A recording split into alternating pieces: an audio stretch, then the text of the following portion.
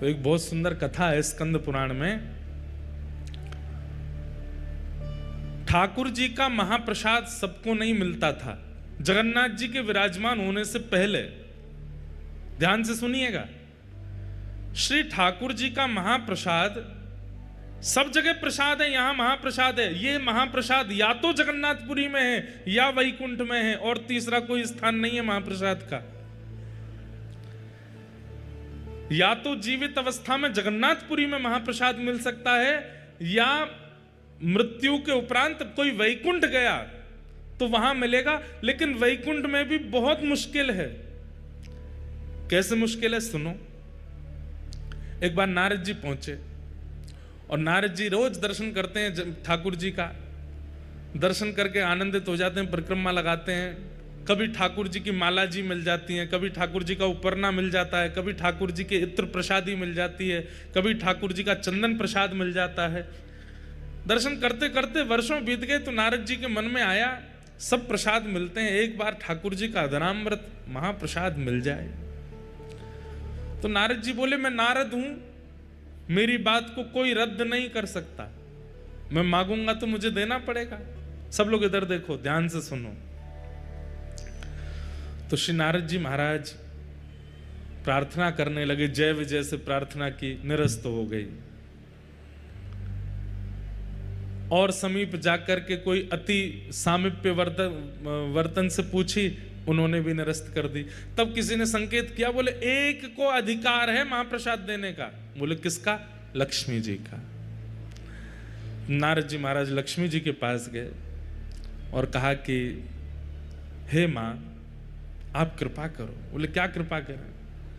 ठाकुर जी का महाप्रसाद चाहिए हमको। लक्ष्मी जी बोली क्या बात कर रहे हो? बोले हाँ, ठाकुर जी जो प्रसाद पाते हैं उसके बाद जो महाप्रसाद, तिनका प्रसाद, वो हमें चाहिए। लक्ष्मी जी बोली असंभव, वो नहीं प्राप्त हो सकता। बोले क्यों? बोले जब ठाकुर जी प्रसाद पाते हैं तो ठाकुर जी की प्रसाद पाते जैसे ही ठाकुर जी उठ के जाते हैं, वो थाली जो है ना, उस पर सबसे पहले अधिकार तो हमारा है। और हमारे बाद ये जितनी सहचरियां वैकुंठ की हैं, जितनी हमारी सेवा में रहती हैं, इन सबके भी साल बटे हुए हैं, इतनी संख्या में हैं कि एक साल में केवल इतनी सखियों को मिलेगा, उसके अगले साल इतनी सखियों का नंबर आएगा, फिर उस अगले साल 100 साल में जाकर के तो सखियां पूरी होती हैं, इनको भी पूरा नहीं बटता। जय विजय आदि तक को प्राप्त नहीं हो पाता, आपको कैसे दे दें? एक एक तिनके के भी 5-5 हिस्से होते हैं और वो बटता है सब में। सोच रहे हैं आप? ठाकुर जी की प्रसादी का एक चावल, उसके 5 हिस्से किए जाते हैं, और वो थोड़े थोड़े छोटे छोटे से हिस्से जो हैं तिल के बराबर, वो बटते हैं, वो पाकर के आनंदित होते हैं। कैसे दे दें आपको? बिल्कुल समय ही नहीं है। यहाँ तो अभी लंबी लाइन है, 1-1.5 करोड़ साल बाद आना, तब हो सकता है कि एक तिनका का एक अंश तुमको मिल जाए। नारद जी महाराज बोले मुझ पर कृपा करो, इतना प्रतीक्षा नहीं कर सकता, एक बार महाप्रसाद पाना है। 1 दिन, 2 दिन, 10 दिन, 1 महीना बीत गए तो लक्ष्मी जी बोली एक काम हो सकता है। बोले क्या? अपने जटा जूट खोल लो, लहंगा फरिया पहन लो, गले में सुंदर हार धारण करके, कानों में कुंडल लगा के, आंखन में काजल लगा के गोपी बन के आओ, तो हम तुमको सहचरियों में ले लेंगी अंदर, और फिर सहचरियों में फिर वहां तुम थोड़ा हट पूर्वक, छल पूर्वक, कैसे भी करके जिस पंक्ति का प्रसाद, महाप्रसाद का समय, उसमें कैसे भी बैठ जाना, तो तुमको एक तिनका मिल जाएगा। नारद जी बोले इसमें क्या? हमारे ठाकुर जब लाली बनवे में संकोच ना करे तो हम कब करेंगे? और श्री नारद जी तुरंत महाराज अपनी जटा जूट खोल करके बढ़िया सुंदर शीश पर चुनरी। इसका भाव क्या है? ठाकुर जी की निज सेवा में जाने के लिए चाहे जहां हो, गोपी तो बनना पड़ेगा। और गोपी मतलब हृदय से गोपी। नारद जी महाराज सखी बन गए।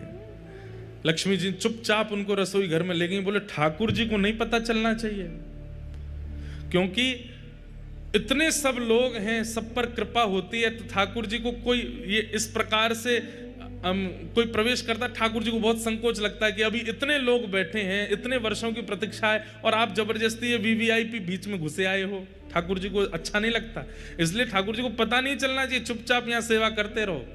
नारद जी बेचारे कभी बर्तन मांजने की सेवा, कभी सामग्री अमनिया करने की सेवा करते हैं। एक दिन ठाकुर जी का महाप्रसाद मिले और एक दिन पता नहीं कैसे योजना बनी और नारद जी उस पंक्ति में बैठ गए जिस पंक्ति में महाप्रसाद के 5-5 टुकड़े बांटे जा रहे हैं। नारद जी महाराज सामने बैठे, लक्ष्मी जी परोसती भाई जैसे ही आई तो नारद जी को थोड़ी देख करके उनको कृपा की इच्छा हुई और उन्होंने महाप्रसाद के 2 तिनके, महाप्रसाद चावल के 2 तिनके उनके हाथ में धर दिए। कहां एक तिनका के 5 हिस्सा बांटे जा रहे हैं, उन्होंने 2 तिनका दे दिए। और जैसे ही महाप्रसाद हाथ में आया तो जैसे अत्यंत दिनों का प्यासा व्यक्ति उसको पानी दिख जाए, वो कहां रोक पाता है। आपने तुरंत एक महाप्रसाद का तिनका अपने मुख में जैसे ही धारण किया, आहा, वो धारण करते ही आपको प्रेम लक्षण प्रकट होने लगे, नेत्रों से अविरल अश्रुधार गिरने लगी, रोम रोम पुलकित हो गया। भुजा उठाकर के श्री नारद जी महाराज नृत्य करने लगे। हा कृष्ण, हा माधव, हा केशव, हा गोविंद, हा मधुसूदन। प्रेम की अद्भुत अवस्था प्राप्त हो गई नारद जी को। इतने वर्षों में संकीर्तन करके भी जो ठाकुर जी की अवस्था नहीं मिली थी, वो अवस्था केवल महाप्रसाद प्राप्त करते ही नारद जी की प्रकट होने लगी। इतने में ठाकुर जी की दृष्टि गई, ये कौन सखी है, ये कौन नई नवेली सहचरी है, इतनी जोर से नृत्य कर रही है। लक्ष्मी जी बोले कोई नहीं, मैं संभालती हूं। लक्ष्मी जी हाथ पकड़ करके लेके गई नारद जी को, क्या कर रहे हो, फंसवाओगे सबको। नारद जी के तो नेत्र लाल पड़ गए। बोले हे मां, अभी तो केवल एक तिनका पाया है और ये तिनका पाकर के मैं इतना आनंद में आ गया हूं। वर्षों से, करोड़ों वर्ष निकल गए नाम जपते जपते, ऐसी स्थिति का अनुभव नहीं किया जो स्थिति का अनुभव केवल महाप्रसाद का एक तिनका पाकर के मुझे हो रहा है। लक्ष्मी जी बोली इसीलिए नहीं देते हैं, तुम देखो क्या हालत हो गई, अब जल्दी जाओ यहां से, ठाकुर जी को पता चल गई तो दिक्कत होगी। वैकुंठ से ही चले गए, नाच रहे हैं, कभी किसी लोक में जा रहे हैं, कभी किसी लोक में जा रहे हो। सब नारद जी की इस भाव दशा को देख करके आश्चर्यचकित हो रहे हैं कि ये कैसे हो गया। नृत्य करते करते करते करते श्री नारद जी महाराज पहुंचे कैलाश। कैलाश में विराजमान महादेव, बाकी सब तो नारद जी का नृत्य देख करके अनुमान लगा रहे हैं कि हुआ क्या है, लेकिन महादेव तो महादेव हैं, वो तो देखते ही पहचान गए। नारद जी नृत्य कर रहे हैं, भुजा उठा करके तुरंत महादेव गए और महादेव जाकर के हाथ जोड़ के बोले, हे मेरी गृहिणी के गुरुदेव, हमारी पार्वती जी पत्नी के गुरुदेव हो आप। हमें पता है कि कोई अद्भुत पूंजी मिली है ठाकुर जी की और उसी से ये भावावेश आपके चित्त में आ रहा है। अब प्रतीक्षा नहीं हो रही है, जल्दी हमें प्रदान कर दो। नारद जी बोले मेरे पास नहीं है। बोले मुझे सब दिख रहा है, हाथ में दबाए बैठे हो, एक तिनका पा लिया, एक अभी बचा, ये हमको दे दो। नारद जी बोले प्रभु बस इच्छा नहीं हो रही है, इसके प्रति तो स्वार्थ हो रहा है कि मैं कैसे दे दूं आपको। शंकर जी बोले अच्छा, तो फिर आगे तुमको बहुत काम पड़ेंगे हमसे, फिर क्या करोगे। अरे भाई हम भी महादेव हैं, एक हम पे भी कृपा कर दो। अकेले नृत्य करने में क्या सुख मिलेगा, हमें दे दोगे तो हम भी नृत्य करेंगे, दोनों फिर साथ में नृत्य करेंगे, यमुना पुलिन पर नृत्य करेंगे, समुद्र तट पर नृत्य करेंगे, कैलाश की चोटियों पर नृत्य करेंगे, 1 से 2 भले। नारद जी बोले हाँ ये तो ठीक है, अकेले नृत्य करने से ज्यादा सुख तो एक संग में और हो जाए तो और सुख मिलेगा। तुरंत नारद जी ने वो महाप्रसाद का एक तिनका महादेव को दिया और जैसे ही महादेव ने पाया तो जो दशा अभी तक नारद जी की वो महादेव की भी हो गई। जटाजूट खोल करके महादेव भी भुजा उठा करके कभी नारद जी के गले में गलवैयां डाल करके नृत्य करें और नेत्रों से अश्रुपात हो रहा है। प्रेम लक्षणा भक्ति प्रकट हो गई दोनों के चित्त में। कभी यमुना तट पर, कभी गंगा तट पर, कभी नर्मदा तट पर, कभी समुद्र तट पर, कभी हिमालय की चोटियों पर, कभी किसी लोक में, कभी किसी लोक में, बस विचरण करके भावावेश में नृत्य कर रहे हैं। पार्वती जी बोली महादेव को हुआ क्या है, भावावेश में रुदन करते रहते हैं, नृत्य करते रहते हैं, इतने आनंद में छके पगे हमने पहले कभी नहीं देखे। महादेव आनंद में तो हमेशा रहते हैं, लेकिन महादेव का आनंद कैसा है?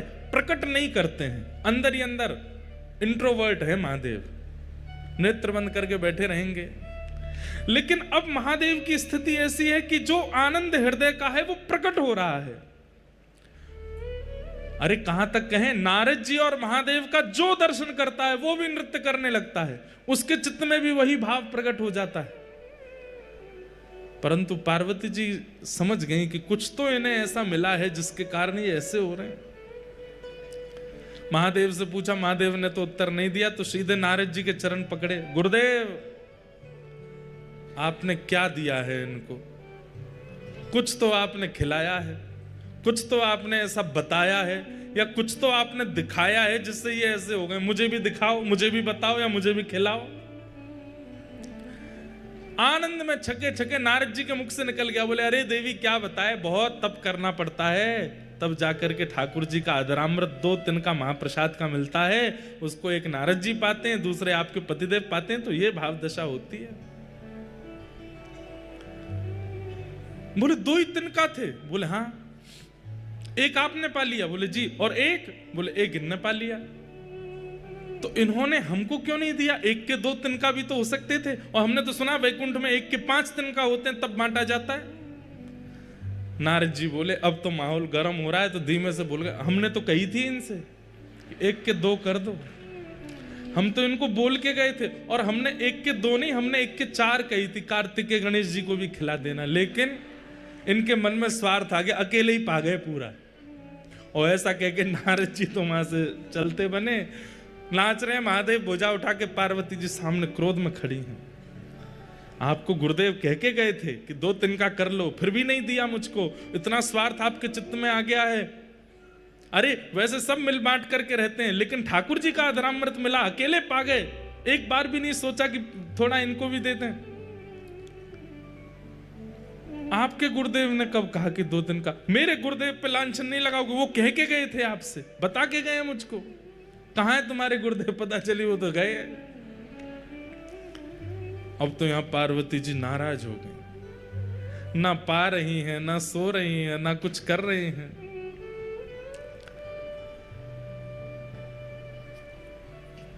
महादेव पहुंचे। देवी क्या बात है? बोले मुझे भी महाप्रसाद चाहिए। तो महादेव बोले, देखो अब महाप्रसाद के लिए तो बहुत यत्न करना पड़ता है, तब जाकर के वो प्राप्त होता है। अब वो यत्न दोबारा कौन करेगा? मुझे नहीं पता, मुझे चाहिए। तब महादेव ने ध्यान करके पार्वती जी को बताया कि तुम्हारा पूर्व रूप जो सती का था, जहां जहां जो जो अंग पड़े थे वहां वहां शक्तिपीठ प्रकट हो गई। उन्हीं में तुम्हारा नाभि क्षेत्र जो है वो एक श्री क्षेत्र समुद्र तट पर नीलाचल पर्वत पर विराजमान है। वहां जाकर के तुम तप करो, और वहां तुम इसी भाव के लिए तप करो कि तुम्हें ठाकुर जी का महाप्रसाद मिले। और उस तप के प्रभाव से देवी हमको तो 1 तिनका मिला है, लेकिन मैं दीर्घ दृष्टि से देख पा रहा हूं, अगर तुम्हारा तप सफल हो गया तो महाप्रभु जगन्नाथ जी का जो 1 तिनका मुझे और नारद जी को मिला, वो महाप्रभु जी का महाप्रसाद की पूरी हंडी महाप्रभु जी के भोग लगने के बाद सीधे आपके सन्मुख आएगी, और आप जब प्रसाद पाओगे उसके बाद ही वो महाप्रसाद बनेगा और सबको वितरण किया जाएगा।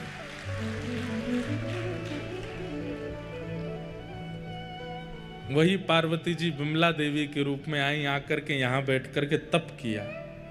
किसके लिए तप किया? आपका महाप्रसाद चाहिए। तब महाप्रभु जगन्नाथ जी ने आपको आज्ञा दी, हम जगन्नाथ रूप में यहां विराजेंगे, लक्ष्मी जी ही हमारी रसोई सिद्ध करेंगी। जिस महाप्रसाद को वैकुंठ में प्राप्त करना अति दुर्लभ है, उस महाप्रसाद को मैं अति सहज कर दूंगा इस जगन्नाथ क्षेत्र में। और देवी वो प्रसाद जितनी विधियों से बनेगा उसी विधि से बनता है महाप्रसाद यहां, जिस विधि से वैकुंठ में बनता है। मुझे पूरी विधि अभी भी अच्छे से पता नहीं, अंदर सामग्रियां कैसे धोई जाती हैं, कैसे अमनियां की जाती हैं, फिर उनको कैसे किन किन मंत्रों को बोल करके सामग्री डाली जाती हैं, फिर उसके बाद 9 हंडियां रखी जाती हैं। सबसे पहले ऊपर वाली हंडी पक करके तैयार होती है ऊपर ठाकुर जी के सन्मुख। उसके पीछे भी बहुत विधियां होती हैं, तब जाकर के महाप्रसाद सिद्ध होता है। लेकिन महाप्रसाद तभी कहलाएगा जब वो मेरे बाद आपको भोग लगेगा। विमला देवी के भोग के बाद वो महाप्रसाद आनंद बाजार में आ जाता है और हम सबको प्राप्त होता है। ये महाप्रसाद। इसलिए भैया जगन्नाथ जी का नित्य दर्शन तो आप नहीं कर सकते। कोई राजस्थान से, कोई बंबई से, हम उत्तर प्रदेश से, कहां से आए हैं। और कलयुग में जन्म लेने वाले व्यक्ति को अगर अपना कल्याण चाहिए तो कलयुग के प्रधान देव जगन्नाथ जी का नित्य दर्शन करना पड़ेगा, तभी उसका उद्धार होगा, नहीं तो नहीं होगा। हम कैसे करें? रोज फ्लाइट ले लेके तो आ नहीं सकते। तो इसलिए महाप्रसाद जो है वो जगन्नाथ जी का ही रूप है। यदि उसे हम अपने साथ लेकर के जाते हैं और नित्य महाप्रभु जी का स्मरण करके प्रातः प्रथम अपने मुख में कुछ और धारण करना ही नहीं, सीधे महाप्रसाद ग्रहण करना है, तो नित्य जगन्नाथ जी के दर्शन का जो फल होता है वो हमें नित्य प्राप्त हो जाएगा। इसलिए आज से महाप्रसाद जी का नियम धारण कर लीजिए, प्रत्येक दिन महाप्रसाद पाना।